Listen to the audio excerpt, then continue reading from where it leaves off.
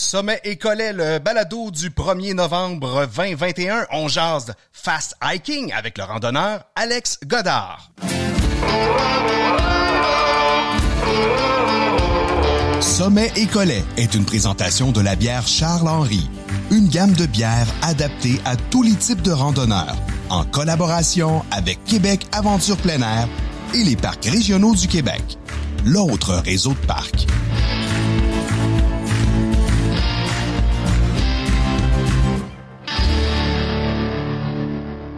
Salut, tribu des randonneurs, un grand plaisir encore une fois d'animer ce balado en toute simplicité pour jaser rando, puis un paquet d'autres affaires autour de la rando. C'est un balado touche à tout qui s'adresse à tous les amateurs de rando, oui, mais aussi de plein air, de voyage, de bière, of course.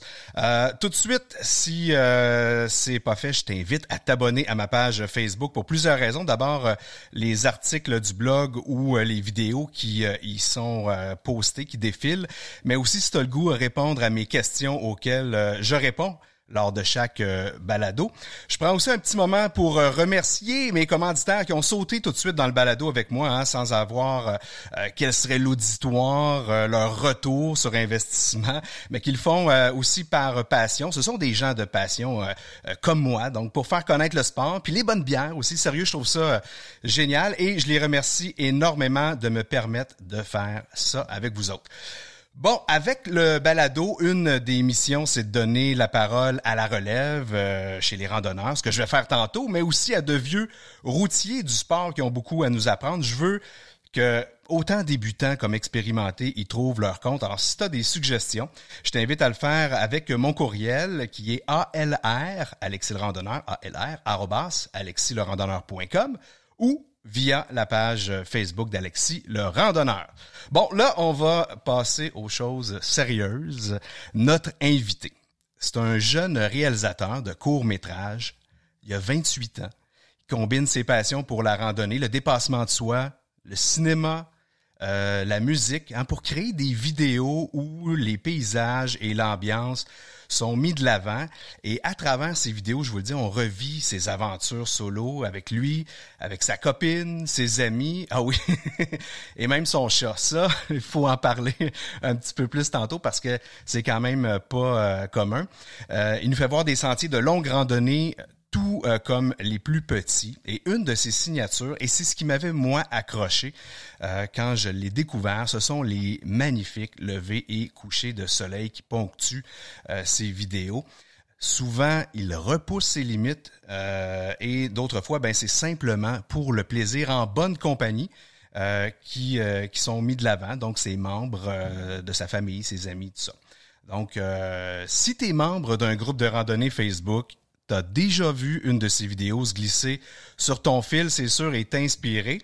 Mais là, on l'a avec nous en personne sur ce balado. Salut Alex. Salut. Alex Godard, content que tu aies accepté l'invitation. Mais merci à toi, c'est vraiment apprécié. Écoute, t'es un adepte de fast hiking, ça, on va en reparler tout au long du balado. C'est notre trame de fond aujourd'hui, comme c'est le cas avec tous les invités.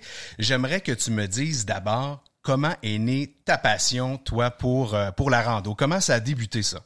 OK, en fait, il y a comme plusieurs facettes à ça, mais la première, c'est j'ai jamais été un gars qui faisait beaucoup de sport, puis j'ai décidé à un moment donné de me mettre en forme. Et comme tout le monde, à un moment donné, on se donne un coup de pied puis on fait ça.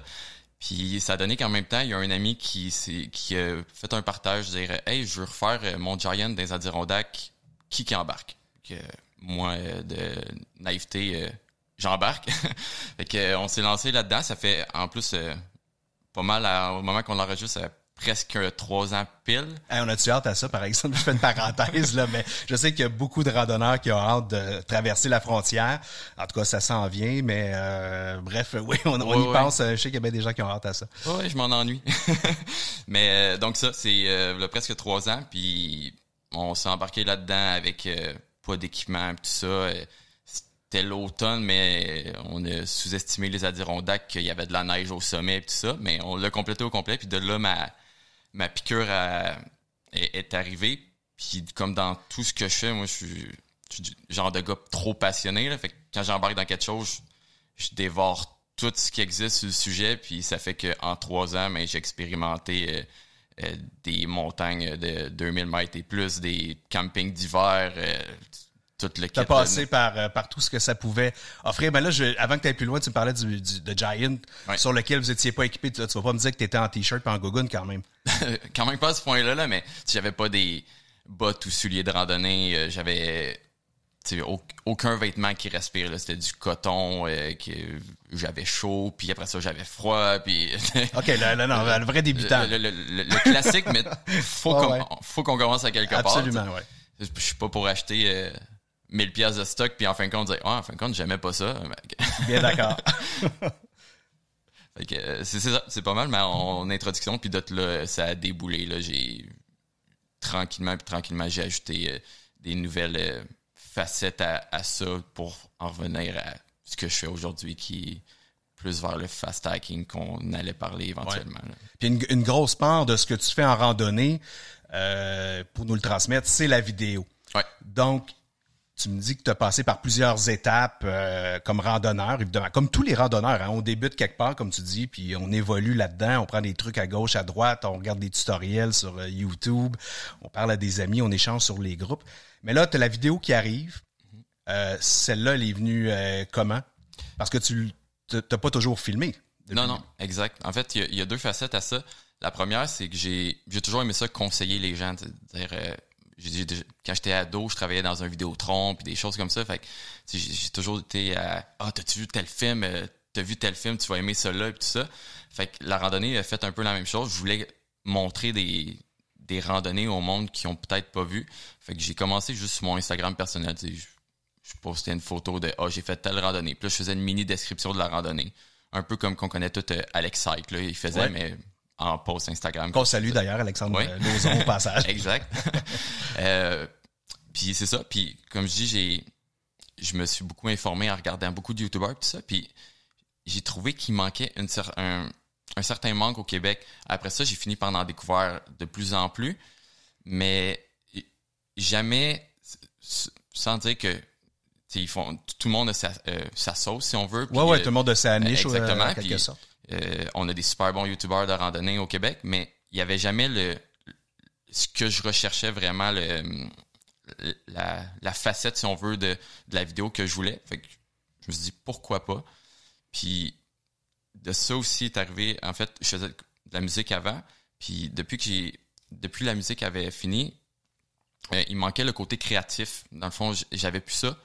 Donc, j'ai transféré cette créativité-là dans mes vidéos. Et de là, le vidéo est embarqué. Donc, tu ramènes le côté créatif exact. Dans ta rando, dans tes vidéos. Exact. Puis là, encore là, on débute pas avec le plus gros équipement dernier cri, j'imagine. Non, c'était filmé avec mon cellulaire, que la caméra est brisée, l'image était un peu floue. Ça fait environ 1 an que je fais ça et on peut vraiment voir l'évolution là, dans mes vidéos. Mon style a beaucoup changé pour passer au début, il y avait aucun effet sonore, rien de ça. C'est juste la musique dans le tapis, puis on n'entendait rien. C'est juste shooter image après image quasiment. Là. Ouais. Et maintenant, pour passer, que je fais beaucoup plus respirer mes vidéos avec un bon micro, qu'on entend vraiment l'ambiance. Je veux dans le fond vraiment faire sentir le téléspectateur comme s'il était là avec moi. Donc, c'est vraiment ça c'est ce que j'ai remarqué dans tes dernières. C'est beaucoup plus ambiophonique, là, disons-le comme ça. On a vraiment le feeling de la rando. On la ressent, on la vit. Parce que c'est vrai que la rando, ce n'est pas que visuel, bien au contraire. Là, il y a tous les sons qui nous entourent, les bruits que nous, comme randonneurs, on va faire aussi en marchant. Ouais. Il y a le vent dans les arbres, il y a parfois des animaux. Puis ça, c'est bien le fun que t'aies ajouté ça. Non, mais c'est vraiment un des points que j'essaie de focusser et que je crois comme je dis, on a beaucoup de youtubeurs différents au Québec. Ouais. Mais cette facette-là, je la voyais pas souvent. Je vois beaucoup de vidéos instructives, puis il y a des personnes qui font ça super bien, d'expliquer la randonnée via ces vidéos. Mais pour ma part, je voulais plus le faire. Je voulais que la personne ait l'impression de faire la randonnée via une vidéo chez eux. Donc, vraiment d'être avec toi sur le sentier. Exact. Puis, donc ça, c'est une de tes signatures dans tes vidéos. Mais je le disais d'entrée de jeu, une autre de tes signatures, en tout cas, ce qui te fait probablement connaître, parce que je connais pas personne qui aime pas un lever ou un coucher de soleil. Ça, c'était très présent dans tes vidéos. Ouais, ben on s'entend, un lever, coucher de soleil, c'est toujours magique, là, la lumière qui apparaît ou qui s'en va, puis ensuite de ça, quand on se tourne un peu à l'inverse, si on veut, du soleil, il y a toujours le mauve dans le ciel, comme la nuit ou la nuit qui s'en va ou qui s'installe. Donc, c'est toujours assez magique. Ça, en fait, c'est arrivé de plusieurs manières. C'est sûr que, comme je dis, c'est assez magique. Fait que ça se capture bien aux vidéos. Ça se laisse capturer tout seul, en fait, là. Sauf que ça demande quand même plus de travail, on va se le dire, parce que oui. Tu dois être tôt dans le sentier ou très tard le soir. Comment tu gères ça? Ben exact, c'est sûr que souvent c'est partir de nuit puis finir à la frontale ou peu importe si tu y vas pour le lever ou le coucher. Mais c'est une des facettes que j'aime bien, c'est que je suis pas le plus grand adepte de quand il y a trop de monde dans un sentier. Donc les levées de soleil, il y a rarement quelqu'un parce que ça prend un peu plus d'équipement souvent où il n'y a pas tout le monde qui aime ça y aller pendant la nuit. Et même chose pour les couchers. Revenir à la frontale, il n'y a pas tout le monde qui est adepte de ça. Donc, c'est sûr que ça. Puis l'autre raison pourquoi il y a beaucoup de levées et de coucher de soleil, qui va faire un lien vers notre prochain point, en fait, c'est le fast hiking qui fait que c'est des longues distances dans une journée. Ça donne pas mal. Souvent, ça m'oblige à partir à noirceur et finir à noirceur. De toute façon. De toute façon. Fait que c'est un peu venu naturellement. Exactement. Donc, sont là automatiquement, je vois le lever et le coucher de soleil presque tout le temps, dépendant de la longueur et de la saison. Revenons justement au fast hiking. On peut le démystifier un petit peu ce que c'est. Malheureusement, il n'y a pas vraiment de traduction francophone pour ça. On parle de randonnée rapide. Là, Ouais, c'est un peu une traduction mot à mot, mais le fast hiking, en réalité, c'est de se dire comment on peut faire une randonnée d'un point A à un point B.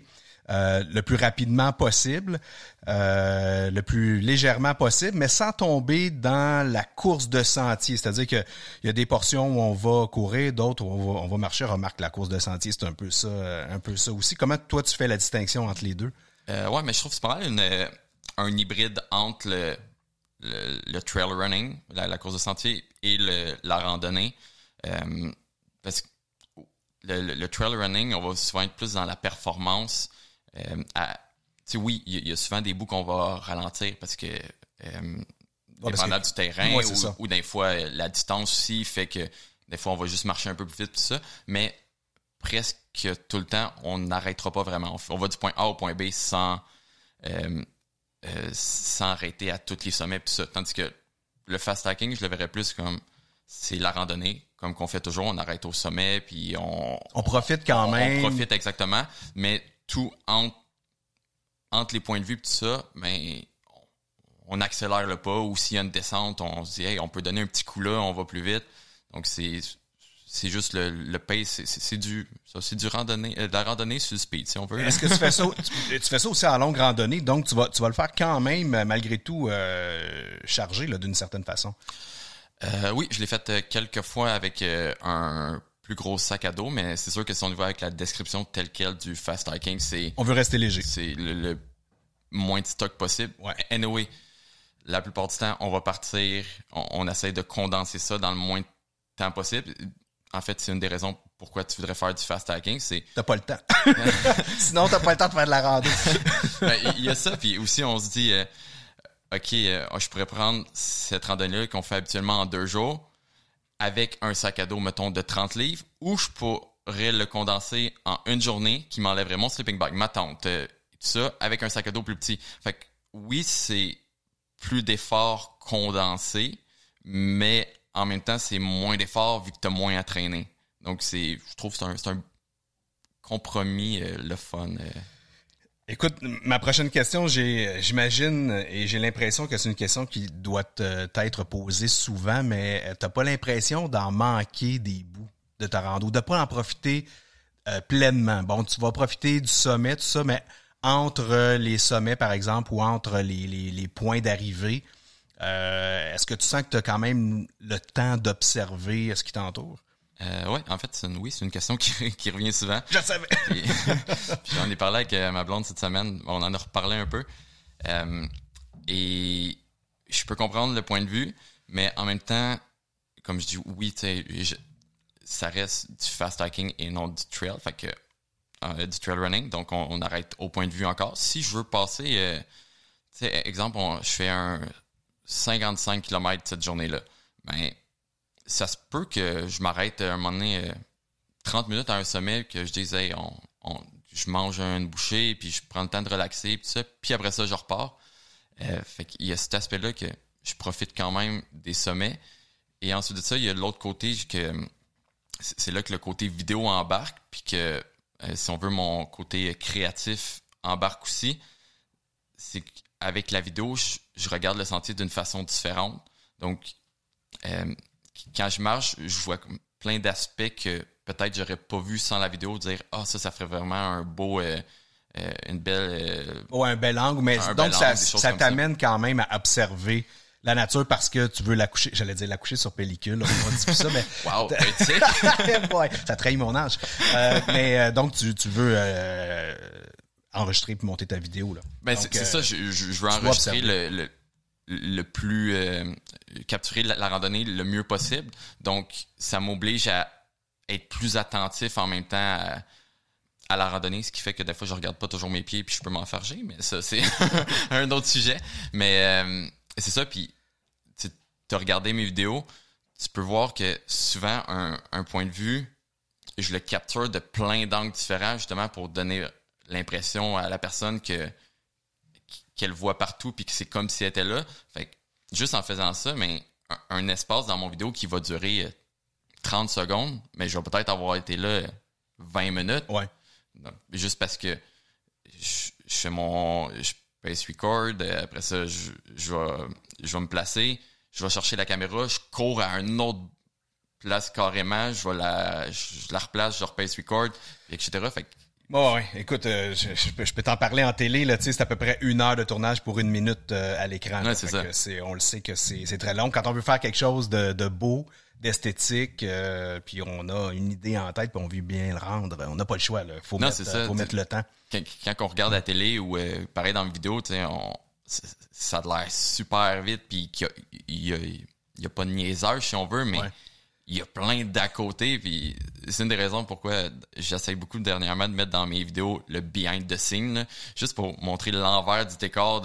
Des fois, la caméra est à 3 minutes de marche, là, parce que je suis sur un point de vue, puis j'ai mis la caméra sur un autre point de vue à côté juste pour donner un effet de grandeur, mais c'est ça, c'est l'envers. T'as souvent à revenir sur tes pas aussi, beaucoup, là, tu sais, pour récupérer les caméras. Fait, en enregistrant souvent en solo, c'est ça que ça fait, là. C'est ça, fait que tu marches plus d'une fois le sentier, faut le dire. Écoute, je veux juste qu'on termine ce segment-là avec une question qui va intéresser nos auditeurs, j'en suis certain. Comment tu te prépares? Donne-moi un exemple, là. Tu as un sentier en tête, tu pars 2 jours, 3 jours, peu importe. Comment tu te prépares à ce sentier-là? OK. En fait, je vais... Un peu comme tout le monde va faire, je vais regarder les réseaux sociaux et tout ça. Il y a toujours quelqu'un d'autre qui va avoir fait le sentier, ou presque toujours, quelqu'un d'autre qui va avoir fait le sentier avant toi. Fait que si je connais quelqu'un dans mon réseau qui l'a déjà fait, mais je vais lui poser la question, « Hey, c'était comment? C'était quoi le plus beau point de vue? » etc., etc. Ensuite de ça, je vais regarder les photos un peu pour voir, à tel point de vue, on voyait bien le coucher de soleil. Je vais essayer de me rendre à ce point de vue-là pour le coucher. Après ça, il y a des applications comme AllTrail qu'on peut tracer les sentiers. Puis c'est une des choses que je disais, j'aime ça combiner des sentiers. Fait que des fois, je me crée des parcours comme « Hey, je pourrais faire cette boucle-là qui va me rajouter 2 km de plus. Pourquoi pas? » Pour le défi. Donc, il y a ça aussi. Sinon, mais il y a toujours le côté de... Tu sais, arrête jamais de randonner, puis chaque randonnée va juste devenir de plus en plus facile à force de le faire parce que ton corps va s'habituer à... en fait, ton endurance va se développer, puis ça va juste être plus simple à chaque fois. Est-ce que tu révises ton équipement à chaque fois ou tu as une liste ou c'est à peu près toujours les mêmes trucs que tu apportes? Là-dessus, je suis un mauvais exemple. Je suis beaucoup dernière minute, fait que j'ai mon garde-robe à choses à randonner, là, mais j'ai pas de liste, j'ai ma liste dans ma tête. Puis c'est sûr qu'à un moment donné, je vais oublier de quoi, mais c'est ça. La veille, je pack mon sac, là. Donc, je suis pas la bonne exemple à suivre, mais j'ai jamais rien oublié pour l'instant. Bon, ben c'est bon. De toute façon, t'as survécu. On t'a avec nous ce soir. Ben écoute, on va passer au bloc 2 qui est le moment de répondre à vos questions Facebook. J'en ai reçu plusieurs. Vous semblez gênés de me les écrire publiquement. Je les reçois en privé. Ne vous gênez pas. De toute façon, que ce soit public ou privé, je les prends tout en considération. Puis si j'ai la chance de répondre à l'ensemble des questions, je vais le faire d'une façon ou d'une autre. Ce soir, j'ai 3 questions. J'avais demandé de me poser une question sur les parcs régionaux du Québec, peu importe la question. Et j'ai Stéphanie qui demande pourquoi il y a des parcs locaux ou régionaux qui ne font pas partie de l'Association des parcs régionaux du Québec. Faut savoir, Stéphanie, qu'actuellement, il y a 71 parcs certifiés au Québec, donc dans la province, sur un potentiel d'à peu près 170. Faut savoir que la balance de ces parcs-là sont en processus d'obtenir une certification. Donc, il y a des normes à respecter qui sont établies par Québec Aventure Plein Air. Donc, les parcs en font la demande ou sont sollicités par Québec Aventure Plein Air pour éventuellement se confirmer. Il y a différents niveaux de parcs qui vont se définir avec le temps, mais c'est comme ça que ça fonctionne. Donc, il y a des parcs qui sont plutôt, on dit locaux, mais qui sont peut-être sous la tutelle d'une municipalité. Certains qui sont régionaux, qui sont sous la tutelle d'une MRC ou qui sont souvent des OBNL, donc des organismes sans but lucratifs qui sont formés avec un conseil d'administration qui gère ces territoires-là, ces parcs-là. Yannick qui demande pourquoi il n'y a pas de système de réservation unique pour l'ensemble des parcs. Yannick, je réponds rapidement et facilement à ta question, c'est que chaque parc est une organisation. C'est pas comme la CEPAC ou les parcs canadiens qui appartiennent à une seule et même entité, qui est le gouvernement. Ici, c'est plusieurs petits gouvernements, si tu veux, donc des conseils d'administration pour la plupart ou des municipalités qui gèrent ces parcs-là. Mais il n'est pas dit qu'un jour, on n'arrivera pas à une uniformité complète avec le même système. C'est des choses qui se parlent, entre autres, au congrès des parcs régionaux du Québec, là, qui d'ailleurs va se tenir très bientôt, là, les 3 et 4 novembre. Donc, c'est quelque chose qui est sur la table, qui est en discussion, mais évidemment, comme il y a énormément d'entités, ça devient difficile de mettre ça en place. Mais sache que c'est des discussions qui ont lieu. Mais la plupart des parcs offrent la réservation en ligne et les parcs qui ne l'offrent pas sont en voie aussi de l'offrir pour la grande majorité. On me demandait aussi comment on certifie ou comment on devient un parc régional. C'est ça, je l'ai mentionné un peu avec la réponse à la question 1, c'est qu'il faut suivre un cahier de charges qui est remis par Québec Aventure Plein Air pour s'y conformer. Et l'organisation Québec Aventure Plein Air, c'est elle qui chapeaute l'Association des parcs régionaux du Québec et un paquet d'autres affaires. Vous pouvez aller voir le site de Québec Aventure Plein Air si vous avez besoin de vous orienter sur une aventure. Je pense que vous allez trouver pas mal de stock sur le site web. Mon parc du mois, ben oui, à chaque mois, je vous présente un parc régional, justement, et ce mois-ci, je vous parle du parc naturel régional de Portneuf que j'ai visité à la fin septembre. C'était magique avec les couleurs, c'était de toute beauté. C'est un territoire très grand, on parle de 70 km² et de 70 km de sentiers pédestres.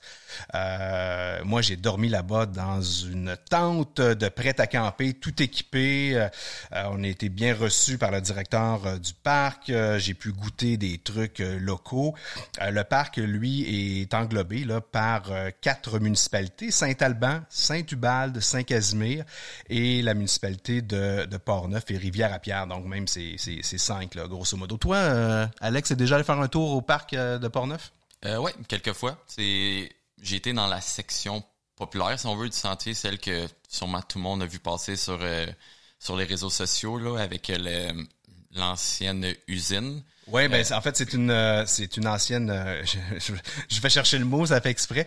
Évidemment, c'est lié au barrage. Donc, on produisait de l'électricité. C'est 3,5 kWh de mémoire qu'on produisait jusqu'en 1984, mais ça avait plus que 100 ans. Et là, ce dont tu me parles, c'est la conduite. Ouais, en bois, là. En bois, exact, qui était pour alimenter voyons, je vais pas trouver le mot, c'est clair, mais pour alimenter la turbine. La turbine, ouais. Donc, on amenait de l'eau du barrage par cette conduite-là en bois, qui est probablement une des dernières, sinon la dernière au Québec, qui, à mon avis, on devrait mettre un budget pour préserver, en tout cas, ce qui reste, parce qu'il y en a une partie qui est encore complète. Alors, avis à la ministre Caroline Proulx. Non, mais c'est super beau, là. Il y a une partie qui est un peu démolie aussi, mais ça apporte son petit charme un peu... surtout en cette saison-ci de l'Halloween, là, un petit charme un peu... Ben, c'est parce que ça fait comme un trottoir aussi. Hein, les gens marchent à l'intérieur, autrement dit. C'est d'ailleurs un endroit très populaire sur Instagram. Là, si vous cherchez le mot-clic Parc régional Portneuf ou Parc naturel de Portneuf, là, vous cherchez ça dans les hashtags. Vous allez voir assurément ce trottoir... de bois-là. D'ailleurs, je l'ai moi-même sur mon Instagram. Ouais. C'est super beau. Avec la rivière, c'est un beau spot, je trouve, entre Québec et Montréal pour arrêter en chemin, aller marcher un peu. Même, on s'apporte une sandwich puis on mange sur le bord de la rivière. Là. Il y a un beau cap de roche au bout, là, donc une belle place. Ah ouais, si tu veux triper là, en rando, il y en a pour tous les goûts, tous les niveaux. Moi, j'ai fait la montagne de la Tour. Là, c'est une grande tour qui est au sommet de cette montagne-là, qui a fait un panorama extraordinaire. Mais en dehors d'avoir fait même aussi du canot, de l'escalade, ce que j'ai particulièrement aimé, que j'avais jamais fait, c'est la visite de la grotte, le Trou du Diable à Saint-Casimir. Okay. C'est vraiment une grotte profonde avec toutes sortes de passages. Évidemment, on va là avec la frontale, là, même en plein jour, parce que c'est le noir absolu. Tu fermes les frontales, là, puis tu vois pas ton voisin à 2 pouces de ton nez. C'est assez spécial. Wow. Puis il y a moyen même de se ramper à travers certains passages. Faut pas être claustrophobe, là. Puis faut pas avoir peur d'être mouillé parce qu'on l'était complètement, là. Même si j'avais des bottes d'eau, ça finit par rentrer à l'intérieur parce qu'il y a des endroits où c'était pas mal plus creux puis où on se traînait. Mais c'est vraiment une expérience à faire qui est vraiment spéciale. On peut aller là avec toute la famille parce que même des jeunes enfants peuvent suivre. Donc, c'est vraiment à faire. Je pense qu'il y a eu au-delà de 3500 personnes, au risque de me tromper, mais c'est juste cet été-là qui sont passés par la grotte de Saint-Casimir. Il n'y en a pas beaucoup au Québec comme celle-là là, qu'on peut visiter. Donc, ça vaut la peine. Allez voir ça aussi sur leur site web. Réservé pour l'an prochain parce que là, c'est fermé, c'est beaucoup trop froid. Mais en période estivale, c'est magique. Et vous êtes là, ben arrêtez-vous à la micro. C'est les Grands Bois à Saint-Casimir, la micro de la place ce mois-ci. C'est une jeune microbrasserie qui a fêté 5 ans. Cette année, c'est situé dans un ancien cinéma du village de Saint-Casimir. C'est pittoresque, là. C'est 5 partenaires qui font rouler la place. Et l'entreprise, je dis la place parce que c'est une salle de spectacle. Comme c'est un ancien cinéma, ben il y a une partie, je pense que c'est au 2e étage, là, qui est une salle de spectacle complète. Ils ont une programmation avec des bands qui viennent jouer là de façon régulière. Toute l'information est sur leur site web, évidemment. Tu peux acheter les bières dans plusieurs points de vente au Québec, mais aussi sur place. Ils brassent 11 bières, plus des brassins spéciaux là, à l'occasion. Bref, si tu es dans le coin, profites-en. Et juste de l'autre côté de la petite pause, ben justement, on reçoit Yann Brien, qui est maître brasseur chez Brasserie Deux Frères. Sommet et Collet vous est présenté grâce à la bière Charles Henry. Fièrement brassé dans les sacs à dos partout au Québec. Et à Québec Aventure plein air et les parcs régionaux du Québec. Salut Yann! Salut, ça va? Ça va bien toi-même? Le numéro 1. Bon, ben écoute, content que tu sois venu, puis t'es pas venu seul. En plus, tu nous as amené un petit peu de houblon qu'on va se faire un plaisir de goûter, puis tu vas nous les présenter aussi d'ailleurs. Mais comme je fais avec tous mes invités, moi, j'aime savoir d'où la passion est née. Et toi, comme brasseur, ça débute à quel moment? C'est sûr, moi j'ai été chanceux. J'étais un petit gars de Saint-Jérôme, fait que tu sais, nous quand on se présente entre brasseurs, on dit je viens du Dieu du ciel qui sont à Saint-Jérôme. Fait que moi je viens du Dieu du ciel. C'est un peu la micro qui m'a fait aimer la micro là en fin de compte. Puis j'ai été quand même assez chanceux dans mon parcours là, vers je pense j'avais 22 ans là, nous dépassé 20 ans on compte plus les années là, mais début vingtaine, j'ai commencé à suivre mon cours de paramédic à Saint-Hyacinthe. Puis j'ai travaillé dans une microbrasserie là-bas, le Bill Boquet, qui est une des plus vieilles au Québec, là, en fin de compte, là, je pense depuis 87 ou 88 que c'est debout. Là. Puis ça roule beaucoup. Puis là, ça m'a vraiment un petit peu plus mis dans le milieu, là, vraiment. Là. Fait que, à partir de là, je te dirais que la passion a commencé d'amplifier.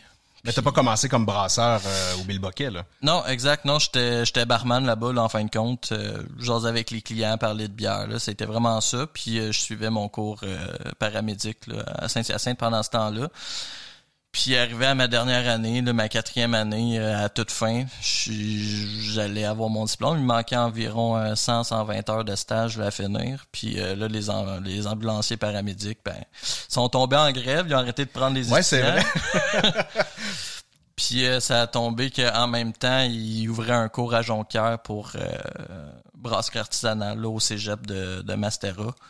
Là-bas, fait que j'ai envoyé mon CV puis ma demande, puis dans ma tête, j'allais pas être pris. Là. Je pense qu'ils prenaient 16 personnes, puis il y avait au-dessus de 5000 demandes. Fait que j'étais comme, bah, moi l'envoyer parce que je fais rien en ce moment, puis T'as été pigé. Ouais, c'est ça, j'ai été pigé, mais là, le parcours, c'était 2 entrevues, il y avait plusieurs étapes à suivre. Mais, OK, c'est sérieux, là. Ouais, ça y allait. Moi, j'étais comme, OK.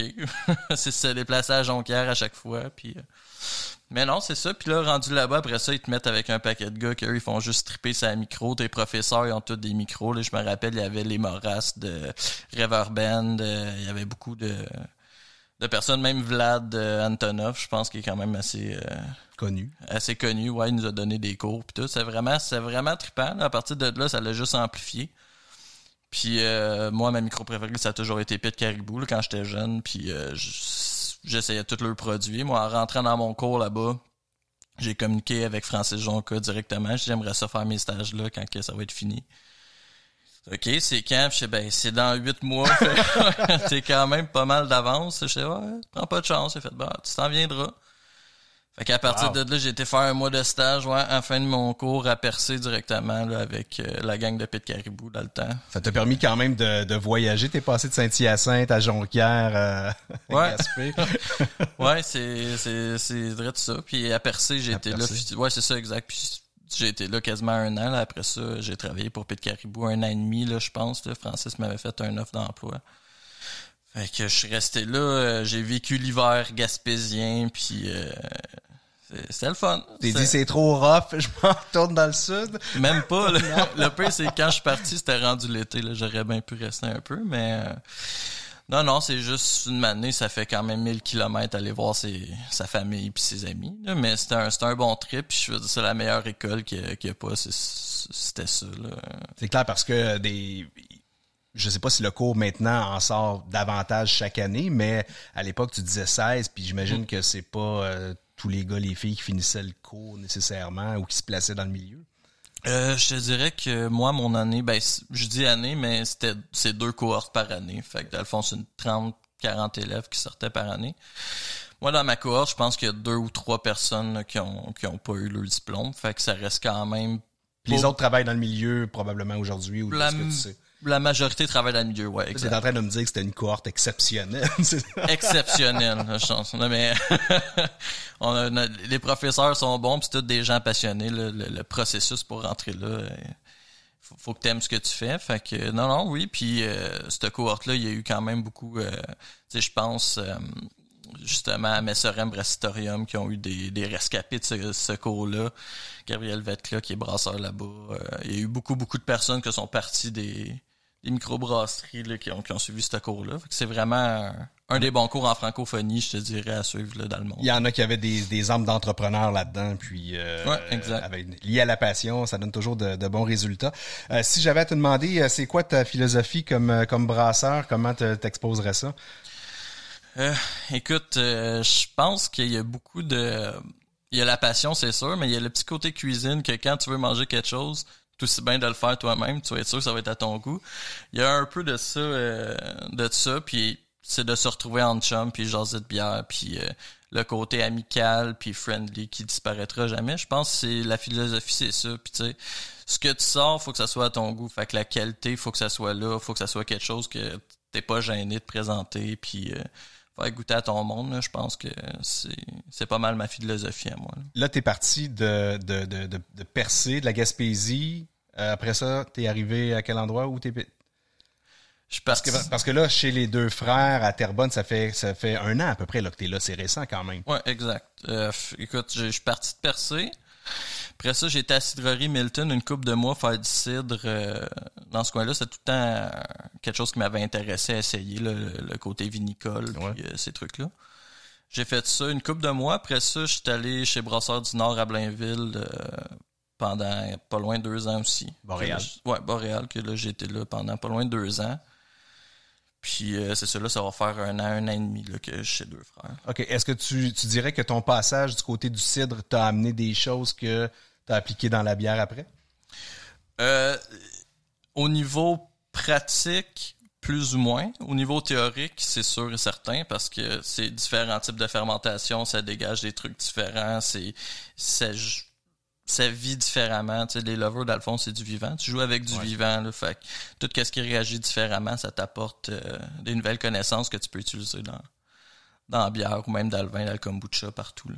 Génial. Écoute, je vais demander peut-être pendant qu'on jase à Alex, si tu pouvais nous servir peut-être un petit verre de chacune, mais en même temps, Yann, tu vas nous les présenter. Donc, on a la chance d'avoir une petite nouvelle aujourd'hui là, qui va sortir bientôt. Mais commençons d'abord par celle-ci, la Ixun, qui est aussi un brand, une marque de brasserie Deux Frères. Exact. Deux Frères, dans le fond, Ixun puis les Charles-Henri. Charles-Henri, oui. Exact. Fait que ce que j'ai apporté là, c'est ce que j'avais sous la main de froid. Des Ixun, puis pas mal mes préférés. Là. Assez houblonnés, quand même désaltérantes. Avec un bon petit goût, je te dirais. Celle-là, c'est laquelle particulièrement? Celle-là, c'est la New England. C'est la New England. La New England avec alcool.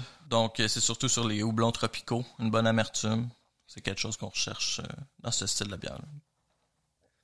Ouais, on a le fruit en finale, hein? Exact.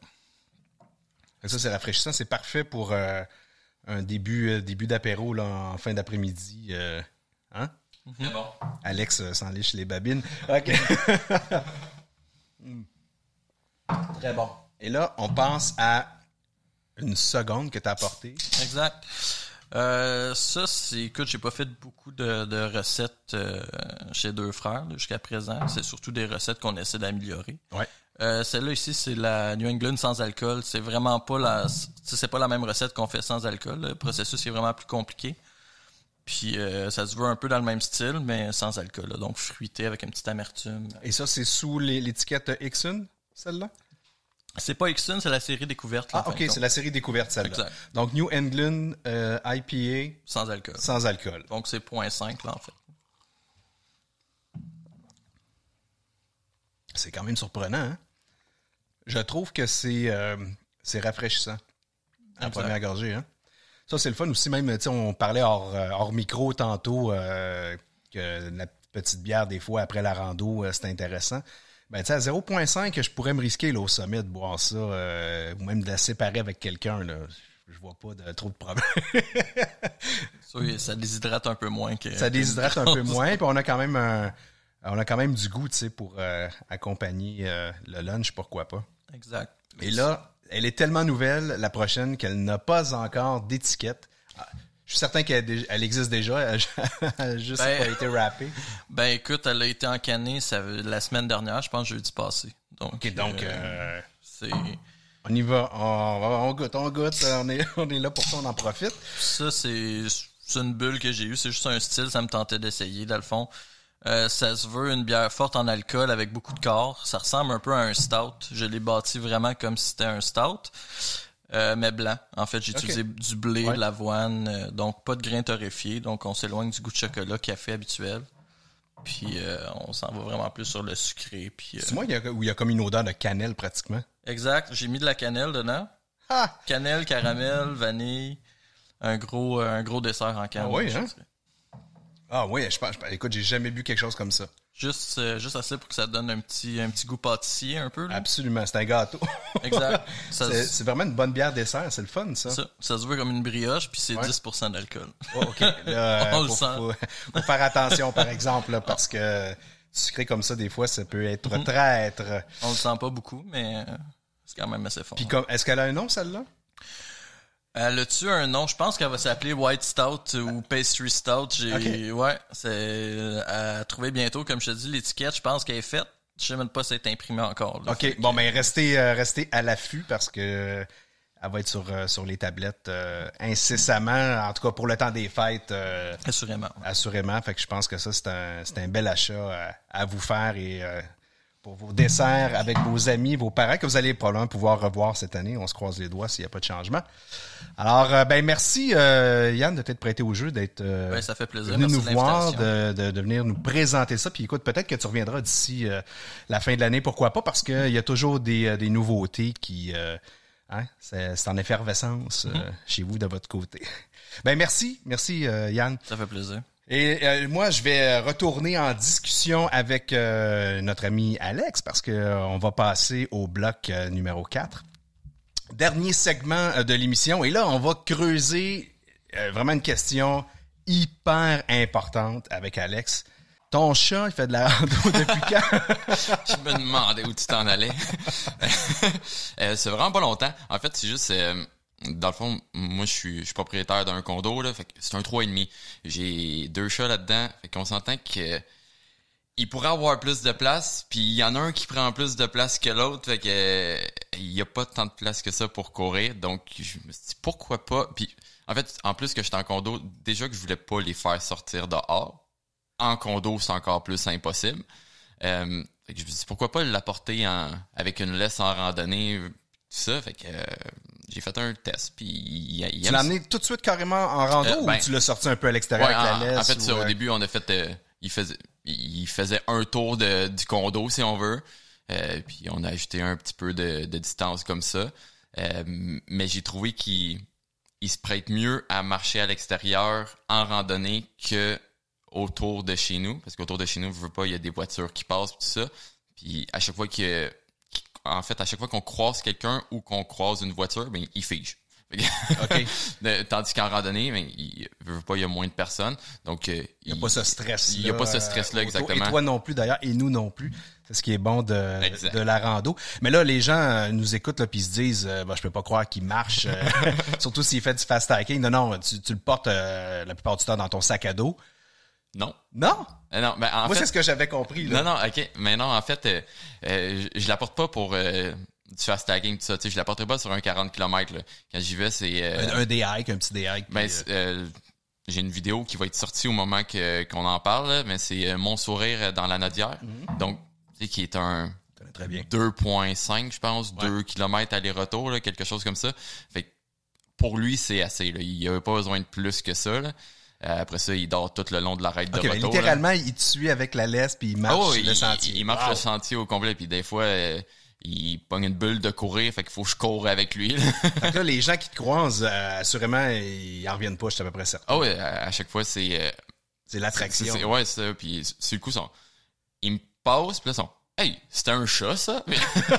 As-tu déjà croisé des chiens ou ça a déjà posé problème? Oui, j'ai déjà croisé des chiens, puis c'est un peu la même chose. Ben, en fait, même quand que ce soit un chien ou juste une personne sans chien, ben, comme je dis, il a tendance à plus ralentir son pas ou comme à juste figer. Fait que ou à vouloir, il y a quelqu'un qui arrive en sens inverse, puis là, il décide, oh non, je m'en vais pas vers lui, moi je vais aller de l'autre bord. Ouais.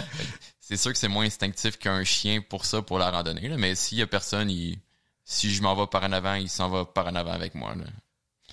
C'est quand même spécial, mais ça aussi, on le voit dans tes vidéos, puis en tout cas, on a vu quelques photos, en tout cas, si je me trompe pas. Je partage quelques photos, c'est pas mon attrait principal de mes vidéos, mais je me sentais le besoin de sortir au moins une vidéo avec lui, fait que au moment que ça va sortir le podcast, la vidéo va être en ligne. Tu vas voir, il va devenir plus populaire que toi.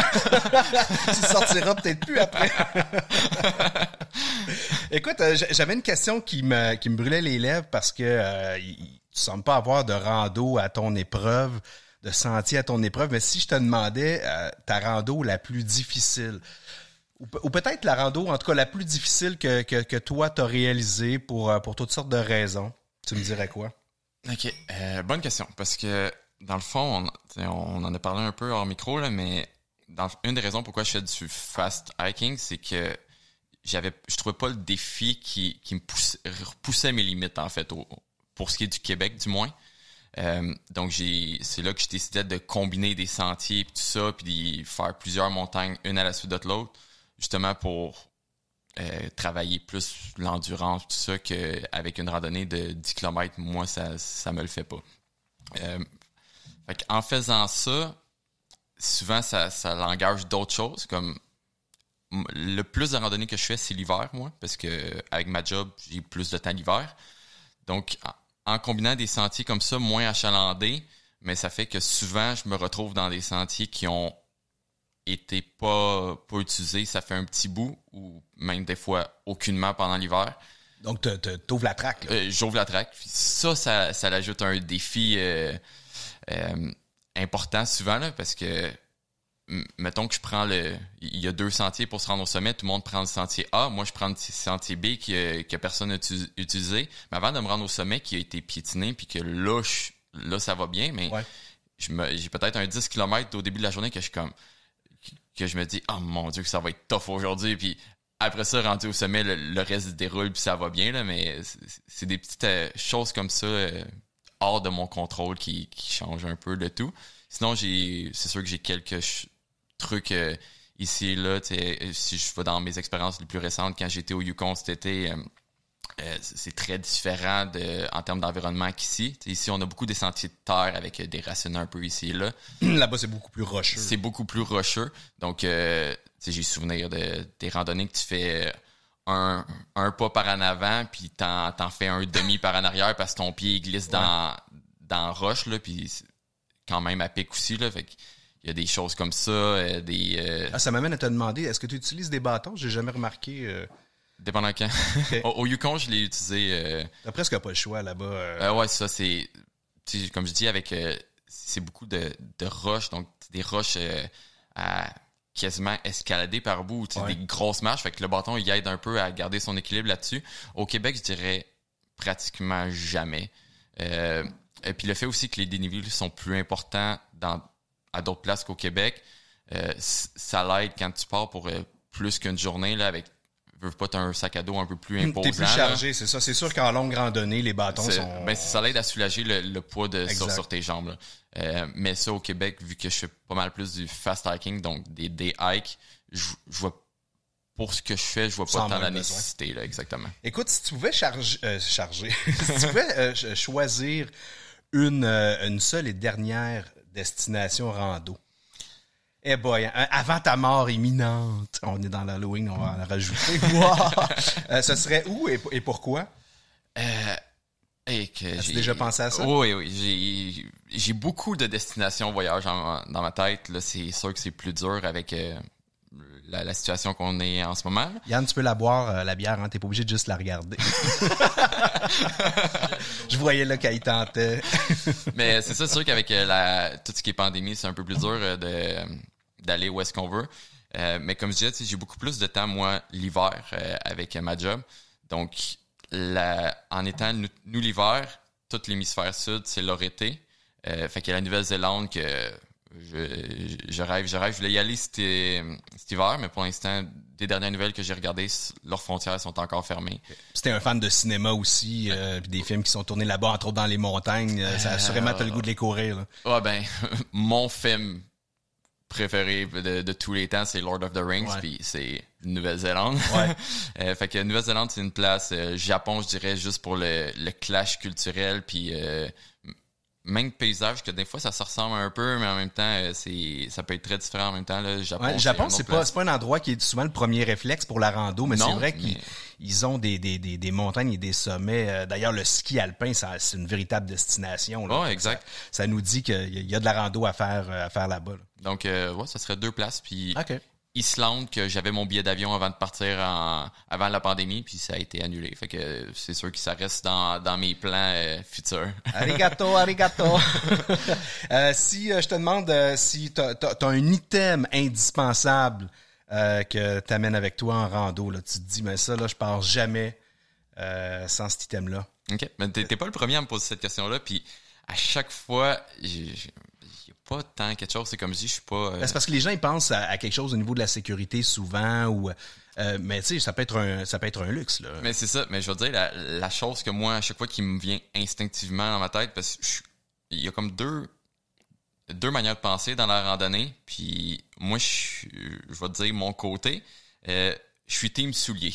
OK. Fait que mon item, c'est les trail, les running shoes, dans le fond, des souliers de randonnée, de course. C'est ce qui me fait le mieux. T'sais, j'ai essayé les budgets, puis en fin de compte, j'ai trouvé mon confort dans les souliers. Fait que je te dis, si j'ai un item à choisir, c'est... Fait que c'est vraiment, ce que tu utilises, c'est pas un soulier hybride rando-course, c'est vraiment un soulier de course de randonnée. Ouais, mais tu sais, il y a des spikes en dessous plus agressifs pour la montagne puis le sentier, là. Mais oui, exactement. Là, c'est pas, ça monte pas à ma cheville, rien de ça. Là. C'est un soulier assez minimaliste. C'est ça. En fast hiking, puis avec l'expérience que t'as aussi, puis à un moment donné, les muscles se développent. Mais c'est ça, c'est une question. À chaque fois que je dis ça, le monde dit t'as pas peur de te blesser pis tout ça, mais ton corps, le corps s'habitue à le corps est bien fait. Exact. Fait que endure ton corps à marcher avec ça, puis ta cheville va se développer à tenir. En fait, les muscles de ta cheville vont se développer à tenir ta cheville pour pas te blesser, puis comme ça. Rapidement, oui. Qu'est-ce que tu vas chercher perso dans la rando? Le dépassement. Le dépassement? Ouais, c'est vraiment... comme je dis, j'ai commencé à faire de la rando quand j'ai commencé à me mettre en forme, et que j'aime ça quand que je fais de la randonnée. T'sais, oui, je vais en faire des fois, comme je dis, avec des amis, tout ça, juste pour le fun, mais j'aime ça quand il y a un défi. D'où pourquoi que, encore, on revient au fast hiking, que j'aime ça combiner des sentiers, puis faire des longues distances, puis en fait, des longues distances en un court laps de temps, parce que j'aime le défi physique. En fait, j'ai dit à ma blonde la semaine passée, j'aime ça quand ça fait mal. Ouais. Je parle dans le sens de la rando. Ouais, non, mais écoute... mais c'est ça, je te comprends. J'ai des gens autour de moi qui ont aussi... Je comprends pas, mais j'ai des gens qui sont comme ça. Mais ça, j'aime ça que ça me demande un certain défi physiquement de compléter. C'est vraiment par cette comment je te dirais ça, cette douleur-là que tu sens justement que tu t'es dépassé. Ben ça, puis c'est un signe. Un défi, je dis physiquement, mais l'autre chose que j'aime, c'est le défi mental de te parler puis de dire continue. C'est vraiment une partie que j'aime beaucoup. C'est une grosse partie aussi, surtout dans la longue rando, l'ultra trail. Ouais, exact. Ou même de conserver un certain rythme puis de te pousser constamment. Ça, c'est clair. Écoute, dernière question pour toi.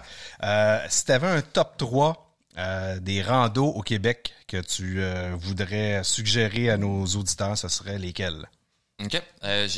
J'irais dans plein de directions différentes et avec des explications différentes pour plusieurs. Si je vais dans en fait, c'est le Laurentides de la Nodière, qui est le sentier intercentre, qui comprend montagne grise, tête blanche, montagne noire. Tout simplement parce que c'est lui qui m'a initié, si on veut. Mais en fait, c'est pas loin de chez nous aussi. Donc, c'est lui qui m'a initié au... Et puis c'est une belle variété, des beaux points de vue. Ben ça, beau point de vue, plusieurs montagnes. Puis je trouve, en fin de semaine, je l'ai refaite. En fait, j'ai refait une partie, puis j'ai croisé du monde qui disait « on le fait pour s'initier à la randonnée plusieurs jours. » Parce que je trouve que c'est... Le sentier n'est pas si compliqué. C'est sécuritaire d'une certaine façon. Mais ça, on n'est pas loin de tout. Ouais. Il y a des refuges au travers de ça. Donc, puis des super beaux points de vue. Là. Donc ça, j'ai eu un coup de cœur ce printemps pour la Montagne Blanche au Saguenay, qui est beau, qui est en bordure du fjord. Ouais, aussi, ça, on voit le fjord. ouais. Puis quand on arrive au sommet, il n'y a plus aucun arbre, c'est que sur les caps rocheux. Puis ça, c'est une chose que j'aime beaucoup, qui est dur à retrouver au Québec. Exact, c'est ce que j'allais dire. Le côté alpin de la montagne est peu présent au Québec. Donc, il y a certains endroits comme ça qui donnent le frisson. Là. Exactement. J'avais aucune attente, j'avais regardé aucune image en allant là. Puis quand je suis arrivé au sommet, j'ai dit « Wow, OK, non, ça me parle comme place. » Puis sinon, si je peux en plugger un autre rapidement, ou même Gosford, que j'aime bien, qui est, encore une fois, qui a un paysage assez différent de certains au Québec et qui est sur le bord des États-Unis. Donc, on a tout après ça, vue sur les montagnes des États-Unis, là, qui offre un paysage différent à regarder en étant proche de ces grosses montagnes-là à côté. Là. Ben, cool. Merci, les amis, d'avoir été là avec nous pour le balado. Merci à toi, hein, l'auditeur au bout du speaker. J'espère que ça t'a plu et on se donne rendez-vous pour le prochain balado. C'est le 1er décembre possiblement avec des crampons. Top rando, salut.